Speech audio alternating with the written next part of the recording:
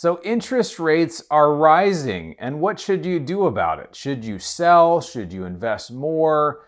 Should you hold your properties? What should you do, particularly in regards to your real estate? That's a question that you should be asking if you own any real estate or if you're thinking about owning real estate. It's really important to consider that. So we're going to jump into that in 3 easy steps. We're going to go over that. We're going to share a good quote at the end, so stick around. You're going to like it. Okay, so just a quick disclaimer. I'm not your financial advisor. This is not financial advice. I'm just giving my own opinion. So the question is increased interest rates and asset prices. If interest rates go up, which by the time this video comes out, they should have increased interest rates. So what does that do to asset prices over time, right away and over the long term? I think that's a really important question we should look at, because anybody in 2008 that was just simply looking at real estate completely, they could have lost their shirt. 2006, 2007 could really have lost a lot, or I know people that lost everything because they were simply paying attention to the real estate market and they weren't paying attention to the global kind of economic picture. So it's really important that you pay attention so you can preserve and grow your wealth. That's really why this is important. So in the past, in general, rates that are higher typically means that asset prices go down. If rates are lower, then that typically means asset prices are higher. Now, why is that? It's because the cost of borrowing is cheaper. If you can borrow really cheap at almost nothing, or 2, 3, 4, 5%, and you can buy assets, typically that's what everybody's doing, and prices are going up. So if they start raising rates in general, valuations typically go down. Now I want to just give this in the sense of single family houses, right? Single family houses, the long-term trends are very inflationary. What I mean by that is we know that today houses they've come up a lot. And where I live in Southern California, they've tripled in the last 8 or 9 years. It's been crazy, right? Just this huge, huge run up. Now, in the long run, we know that in 30 years or 20 years, likely housing is going to cost significantly more than it costs now. Now, why can I say that? It's because of inflation. You can check on this chart here. This is M2, which is the physical currency that exists, as well as money in bank accounts, that it's increased by close to 40% over the last couple of years. And we don't actually know exactly how much they've created, right? Because there's actually stuff beyond the financial system that's been created in other parts of the world, which I can get into that another time about euro dollars. But basically, there's been so much money created and been poured into the system that it's a long-term inflationary event, right? So that's something that we look at. We look at that, in general, things are going to continue to cost more. It's happened for years. Where I live now in Southern California, they were saying, when these houses were built in the 50s, they only cost $5,000 or $10,000, and now they're $1 million, $2 million, right? So it's not that the house, it just costs that much more, as there's so many more dollars out there chasing the same number of houses, or just chasing less goods. Anyway, the question with single family that I look at, and I do pay attention to this. You say, well, Bronson, you're a multifamily guy. Why do you pay attention to single family? I think it's really important to pay attention to, because it is the base of the real estate market, of kind of what's happening right now. So if there's a crash in single family, which I think could happen in the short run, right, where you have affordability issues. So typically the single family, as far as how much people are paying in relation to their salary, it's typically 3.1 times their salary. That's the historic amount. So if I make the average income's $100,000 in a particular area, then typically it's around 3.1 times that, or $310,000 has been the average housing cost. And that's been for years. That was kind of the standard model. Well, it's gone up to 9.3, I believe, now on a national level. So 3 times. So again, if the average person makes $100,000 in an area, now these houses are costing $930,000 on average, which is kind of crazy. So wages haven't really caught up, or it just means that we're in just a serious bubble that asset prices will need to come down. So that's one thing affordability could be at. The other is if lending tightens as rates go up, it just means that lending standards also could tighten, and people have either difficulty getting loans, they're paying much more for the loans that they're getting, which also comes back to affordability. So those are 2 things that I pay attention to. Again, those are more shorter term things, and I still think the longer term trend is very inflationary. My friend George Gammon, some of you know him, great guy. He talks about the idea that if you own a single family house, it's not the house that really is the asset, it is the debt that is the asset. And it's kind of different to think this way, but it is important to consider, right? That if you own a fixed, let's say you have a house that's a 3 or 4 bedroom house and you have fixed long-term 30-year debt on it at 3 or 4% or even less than that, that the debt over the next 20 to 30 years, that itself is actually going to be the asset, right? Because you have this super low interest rate, but inflation is already 7, 8, 9, 10, 20%. We don't know exactly what it is, but it's high. So again, you have, just for the long run, debt is probably not going to be as cheap in 3 years, 5 years, 10 years as it is right now. So that's something to really consider when you look at it, that the long-term trend is very inflationary, but right now there's also some short-term risks. So the question comes, are all assets the same? We're going to compare multifamily and single family.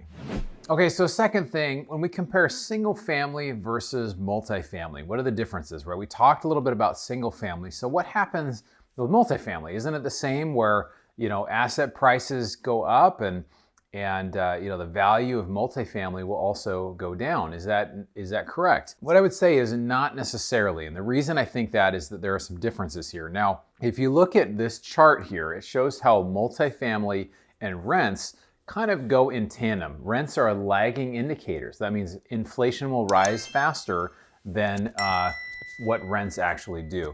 But again, if rates rise, what we're typically going to see is that they rise with rents will rise with inflation.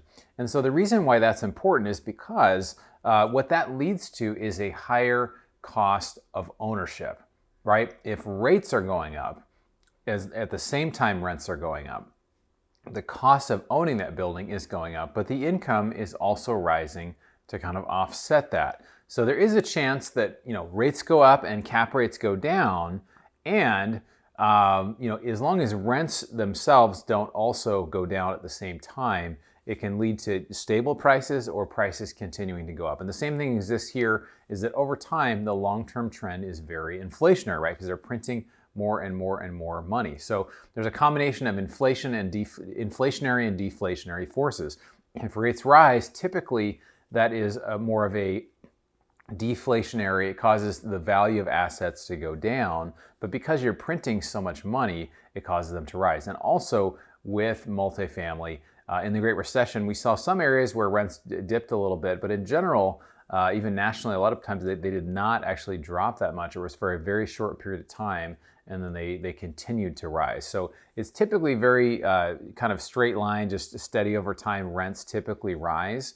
And we don't really buy our stuff in areas where there's rent control. So even if rents go, way up, we're able to actually raise rents over time and not be limited on how much we can raise them, which is really important to look at it. So the other thing that's really interesting too about using leverage, right? When you put less money down, you're able to really see a lot of increase in your value. So in a multifamily deal, we typically put 20 to 25% down. And so we're able to see if things rise, kind of an outsized return. For example, if we buy a property, a large multifamily, we put 20% down, the value increases. Let's say it's $10 million is the value. We only put $2 million down. It increases by 20% up to $12 million.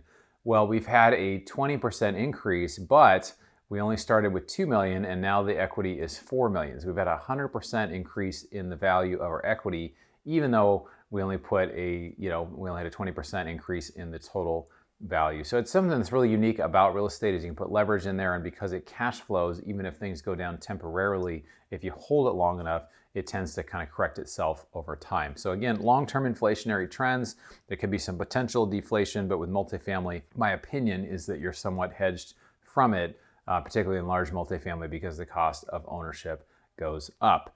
So next we're going to check out the decrease in the value of dollars over time. Okay, and step number 3 is the decreasing value of dollars. We talked about this. The long-term trend of dollars is that they're going to be worth less and worth less and worth less because they print more and more and more and more. And it's crazy, right? And it really steals from the community, because the more dollars that are in circulation, it allows for the value, the purchasing power of those dollars to just continually go down. So they asked the current administration in an interview, if we can find a clip, we'll show it here, but basically, what's your answer, Mr. President, to inflation? And he said, well, if we pass this Build Back Better, spending bill of $2 trillion, then we'd combat inflation. We're on track right now. I'm on track to be the first president in history to lower the deficit by over $1 trillion in 1 year. So I'm sick of this stuff. We have to talk about it because the American people think the reason for inflation is government spending more money. Simply not true. And it really, what happens is politicians don't understand when you actually do that, you're actually, giving more money out as handouts that are basically debt handouts that put more money in the system. The short-term effect is, yeah, people have more money, but everything continues to cost more and more. So inflation actually gets worse rather than getting better. And so that's the challenge with a lot of politicians is they don't understand economics. They don't understand, they have this thing called MMT, or modern monetary theory. It just believes you can continue to print, and as long as you don't see inflation, then it's okay. And they can fudge the numbers saying, oh, it's really not 15 or 20%, it's actually only 7 or 8%, when it actually is much higher. So anyway, it's really important to educate yourself in videos like this and just keep learning, because there's so much that is not taught in schools, is not taught anywhere, basically besides YouTube and other books and other things. So just keep educating yourself in that. But what we're continuing to do is continuing to buy more assets while debt is cheap, knowing that over time assets will continue to appreciate. This is in line with what Robert Kiyosaki talks about. Cash is trash and savers are losers. The value of the dollars you hold are actually, it's worth less over time. So Ray Dalio is talking about this as well. Some other billionaires are talking about moving out of cash and into assets, as well as those that pay you to hold them, right? So you're hedging yourself against inflation. Getting out of cash, you're getting the things that actually have real value. So I want to share this quote from Ron Paul. Got to hear him live. I've heard him live a couple times at the New Orleans Investment Conference, and then also at George Gammon's conference in Houston recently. But he had this to say. He said, "A system of capitalism presumes sound money, not fiat money manipulated by a central bank.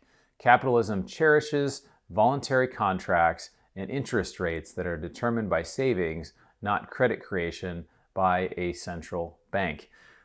So when you think of that, the idea, he talks about sound money. And when money is not sound, when money's sound, it actually preserves its value, right? So what actually preserves its value? Assets preserve their value. Gold, I got, let's see, gold bar up over here. You can't see that. I've got the silver coin here that kind of represents things that store value, right? That's why people do Bitcoin or other sorts of things, is they're hoping that it will preserve value outside of the dollar. Real estate does that as well. When money is not sound, meaning when they create more and more and more, it just creates everything is worth less over time. So I hope you are a fan of sound money. I imagine if you're watching this video, you are. If you're interested in checking out this video about should I hold cash or move into assets, check that out up here. It's actually some surprising revelations of what some people are doing to hold some cash and why they would be holding cash. So check out that. And then I want to know from you in the comments, what assets are you buying now to hedge yourself against rising rates and also with inflation? So check that out. Look forward to seeing you on the next video.